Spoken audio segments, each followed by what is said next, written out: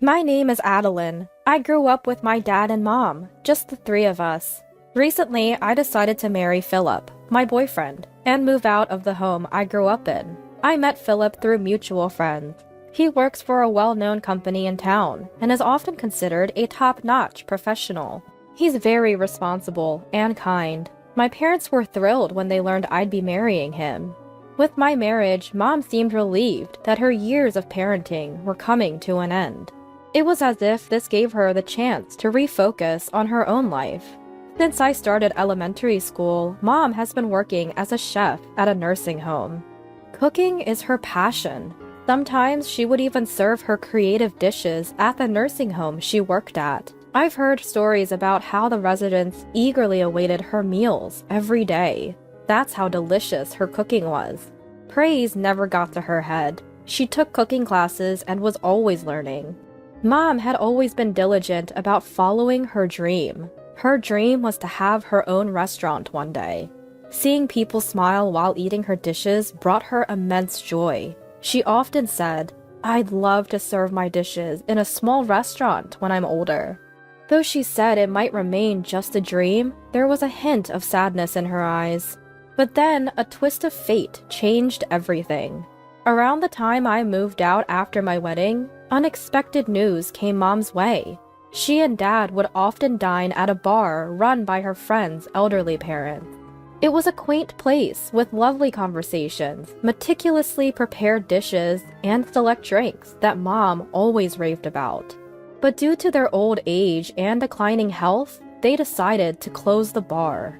It was in such a prime location, too good to be left unused. When they thought of renting it out to someone, Mom's name was the top of the list. They believed that with her culinary skills and lovely personality, she would cherish and take care of the place. After discussions, they decided they wanted to pass the bar on to Mom. When Mom heard this, she was taken aback by the suddenness of it all. However, opportunities like this might never come again. She seemed to understand that if she missed this one, there might not be another. Mom decided to take over the bar from her friend's parents and start her own place. Dad was all for it, and they worked together to create their dream bar. When their dream was finally becoming a reality, Mom was ecstatic. She paid attention to every little detail to ensure no regrets. Seeing the happiness on Mom's face, I felt sure the bar would be a hit. A few months later, everything was set to open. Mom's bar is a quaint spot that opens in the evening. There isn't a fixed menu. Instead, she serves the best items she gets her hands on that day, presenting them as creative cuisine. It felt like a great idea packed with Mom's dreams. Initially, I was worried about whether customers would come, but there was no need for concern. Mom's bright and sociable nature quickly drew in regulars. Above all, it was Mom's cooking that brought the rave reviews, and word of mouth soon spread. Most of the customers were locals, but passers-by would also stop by and have a good time. The homely atmosphere was a hit, and the bar was busy every day. I visited the bar with Philip once. Philip loved Mom's dishes, and he made a suggestion. "The food is truly delicious. Would you consider using our vegetables?" Philip's family owned a greengrocer. Having been in the business locally for a long time, they had a wide network and offered fresh produce. Philip proposed a contract between Mom's bar and his family's greengrocer. Fresh harvest grocers, right? That's a generous offer. I'd love to. With the contract, she'd get a regular supply of quality ingredients. Mom was thrilled at the prospect of making even better dishes. Soon enough, Mom and Philip's dad discussed the details over the phone, and a formal contract was agreed upon. Once everything was settled, a delivery of vegetables from Philip's family was sent over. All of them were vibrant and fresh. It was clear they were top quality. It might cost more than the supermarket, but serving such great produce will surely make the customers happy. Mom always prioritized seeing the smiles of her customers over profits. "I'm glad you like them." Seeing Mom content with the vegetables, Philip grinned, looking slightly embarrassed. Then one day, Mother-in-law visited Mom's store. Interesting. Without any greetings, she looked around as if assessing the place. It had been a while since they met during a formal introduction for the marriage, so Mom honestly didn't know much about her character. Despite feeling a bit annoyed by mother-in-law's scrutinizing look, Mom greeted her warmly. "Oh, you're Philip's mother, right? Welcome. We really value and use the vegetables you supply." "Thanks," was all mother-in-law replied, avoiding eye contact and frowning. Not understanding the sour expression, Mom offered her some water. "Here's some water. I'll prepare a meal for you shortly. Please, take a seat." However, mother-in-law stopped her with a gesture. "No need. I just came to check out the place today. I was concerned whether our family's produce was properly being used in such a small establishment." Stunned by her arrogant attitude, Mom was at a loss for words. "Seems like you have a good reputation here. That's nice," mother-in-law said with a sly grin. Mom just listened in silence. "Well, it appears you're using our veggies properly. It would be a problem if you weren't. Oh, since I'm here, how about I book for 50 people? As you can see, this is a small place, and I don't think we can accommodate 50 people." After making several snide remarks, she now proposed an impractical reservation. The eatery, with a few tables and counter seats, couldn't possibly fit 50 people. "You think this tiny space can handle a big crowd? Then let's see your cooking skills. Pack them into lunchboxes. I'll order 50 for next Friday's lunch. Can you handle that?" The mother-in-law's taunting challenge seemed to ignite Mom's fighting spirit. "Lunchboxes it is. I can definitely make 50 by next Friday." With that reply, the mother-in-law left with a sour look on her face. While Mom had confidently accepted the challenge, she had never prepared such a large order before. I decided to lend a hand, knowing it'd be quite the task for one person. But Mom was so skilled. I often felt she didn't even need my help. I just focused on packing the food, so it looked as appetizing as possible. Before we knew it, we had only 10 minutes left to the mother-in-law's pickup time.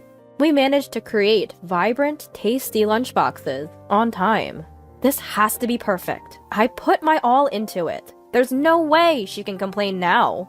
Mom looked really proud of her accomplishment. She had probably been planning the recipes for this day. I noticed several detailed recipe notes pinned up in the kitchen. Clearly, she was very dedicated to this task. But as soon as the noon hour approached, there was no sign of the mother-in-law. After waiting for 30 minutes past the pickup time, I called her to check in. "Hello, we have the lunchboxes ready. Will you be coming to pick them up? If you're busy, we can deliver them for you." What she said next was utterly shocking. "Oh dear, I completely forgot about the lunchboxes. I already had my lunch. Just cancel my order." "Wait, we've already made them. We can't cancel now. At least pay for the cost." "You can't be serious. Families shouldn't charge for cancellations. Anyway, I'm busy." She had not only forgotten her order, but now refused to pay. I was stunned, lost for words, when she abruptly hung up. Heartbroken, I told Mom about the conversation. She looked devastated. "I should have taken payment up front, and accepting an order for 50 was unrealistic. I shouldn't have let her provoke me." Mom seemed deeply upset by the hard work she put into those lunchboxes. It's not Mom's fault. She simply kept her promise and made the order as requested. It's mother-in-law who's in the wrong here. It felt such a waste to dispose of these wonderful lunchboxes. Hoping against hope, I decided to call Philip. "Philip, I'm sorry to disturb you at work." "No worries, it's almost lunchtime anyway. What's up?"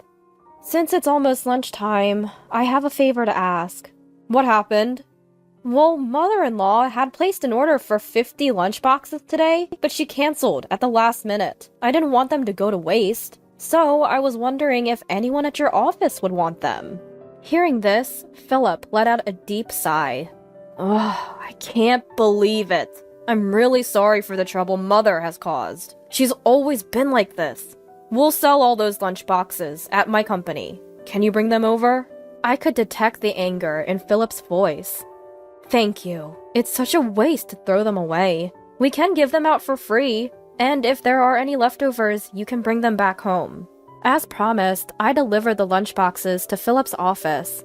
Mom, still reeling from the lunch incident, felt too upset to continue with the evening shift. As she saw customers outside looking at the "closed for today" sign, she seemed even more downcast. At that moment, Philip, having finished work, hurried over.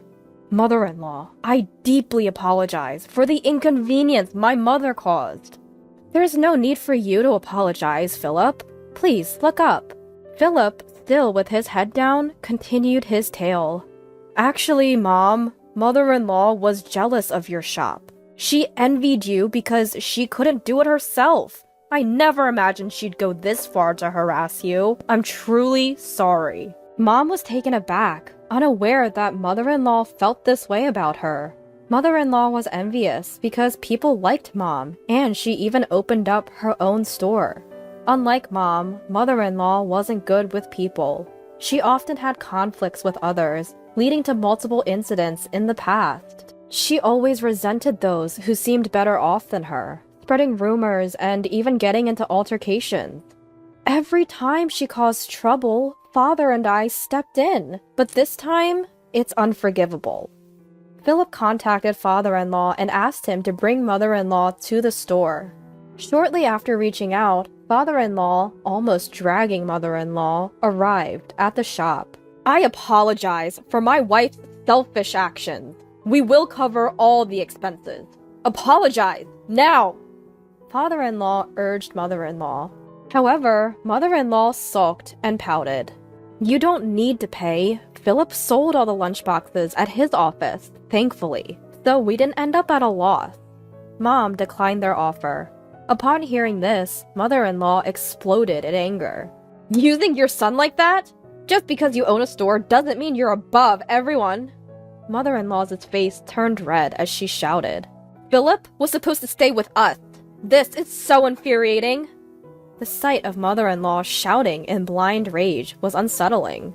Father-in-law tried his best to calm her down, but she was beyond control. Just then, a regular customer, noticing the commotion, walked in. The customer recognized that the disruptor was the Fresh Harvest grocer's mother-in-law. With father-in-law, the customer helped restrain mother-in-law. Watching this unfold, a distressed mom stood up and addressed mother-in-law sternly. "I can't tolerate you causing a scene and bothering our customers.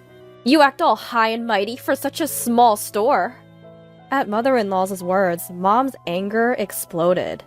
"Who do you think you are, acting all high and mighty? If you feel that way, fine. I'll end our business agreement with your store." "What? Wait, what did you just say?" "Did you not hear me? I said I'm ending our agreement with your store." As Mom declared this, father-in-law immediately became frantic. "No, anything but that." Father-in-law desperately didn't want to sever the business contract with Mom. In truth, the business of Fresh Harvest Grocers, which had been running for many years and stocked fresh vegetables, had been declining year by year. Though Fresh Harvest Grocers provided quality produce, they weren't meeting the community's needs. Recently, the number of apartments and single individuals, including students, had grown in the area. Additionally, several big supermarkets had started to emerge.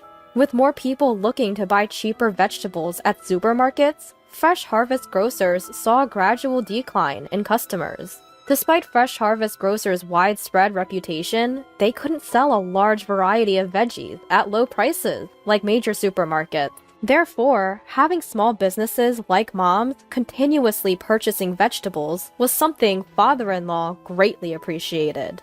Terminating that contract was the last thing father-in-law, the business owner, wanted. "I beg you, please, reconsider the contract. I'll talk to my wife about her behavior." "Why does it matter? It's just a small store like mine."